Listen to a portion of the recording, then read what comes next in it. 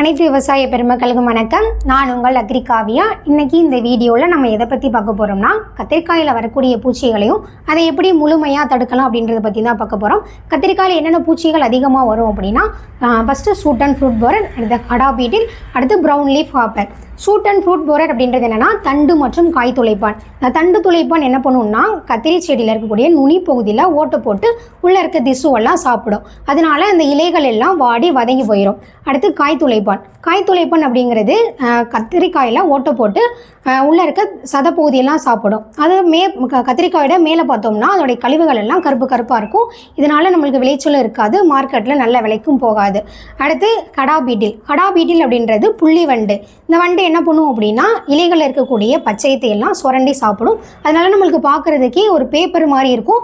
நாளடைவில் அந்த இலைகள் எல்லாம் ஓட்டையாக மாறிடும். அதனால் நம்மளுக்கு அந்த செடியோட வளர்ச்சியே இருக்காது, அது அப்படியே ஸ்டாப் ஆகிடும்.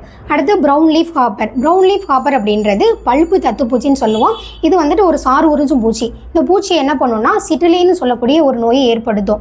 இந்த சாறு உறிஞ்சு பூச்சி இந்த இலைகளில் இருக்கக்கூடிய பச்சையத்தை எல்லாம் சாப்பிட்றதுனால, சாரெல்லாம் உறிஞ்சு சாப்பிட்றதுனால இலைகளோட சைஸே வந்துட்டு சின்னதாக மாறிடும். நம்மளுக்கு பார்க்குறதுக்கே வந்துட்டு ஒரு பூ மாதிரி தான் அதுவே தெரியும். அதில் வந்துட்டு பூவும் வைக்காது, பூ வச்சாலும் அந்த பூக்கள் எல்லாம் வந்து கீழே விழுந்துடும். இதை நம்ம எப்படி முழுமையாக கண்ட்ரோல் பண்ணணும் அப்படின்னா, நம்மக்கிட்ட ஒரு அருமையான தயாரிப்பு இருக்குது, அதுதான் இன்ஃபினிட்டி. இது வந்துட்டு உயிர் பூச்சி மருந்து. இதில் 5 வகையான நுண்ணீர்கள் இருக்குது. மெட்டாரீசியம் அனிசோபிலே, பிவேரியா பேசியானா, வெட்டிசிலியம் லெக்கானி, வெட்டிசிலியம் கிளாமிடோஸ்போரியம், அப்புறம் நிமோரியா ரீலை.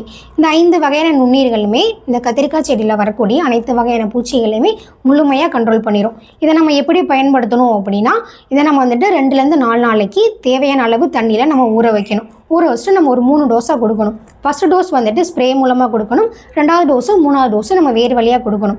ஃபஸ்ட் டோஸ் கொடுத்து ஒரு 7 நாள் கேப்பில் நம்ம வந்துட்டு 2வது டோஸ் கொடுக்கணும். இந்த வேறு வழியாக கொடுக்குறது அப்படின்றது என்னென்னா, நம்மக்கிட்ட சொட்டு நீர் பாசனம் இருந்துச்சு அப்படின்னா நம்ம அது மூலமாக கொடுத்துடலாம். இல்லைன்னா ஊற வச்ச தண்ணி கூட எருவோ இல்லைன்னா மணலோ அது கூட கலந்து பெசரி விட்டு விசிறி விடலாம். இந்த மாதிரி நம்ம ஒரு 3 டோஸ் கொடுத்தோம் அப்படின்னா இந்த செடியில் வரக்கூடிய அனைத்து வகையான பூச்சிகளையுமே நம்ம கண்ட்ரோல் பண்ணிடலாம். எனவே அனைத்து விவசாயிகளும் இதை வாங்கி பயனடையுமாறு உங்களை அன்புடன் கேட்டுக்கொள்கிறேன். நன்றி, வணக்கம். மேலும் விவரங்களுக்கு 8489259360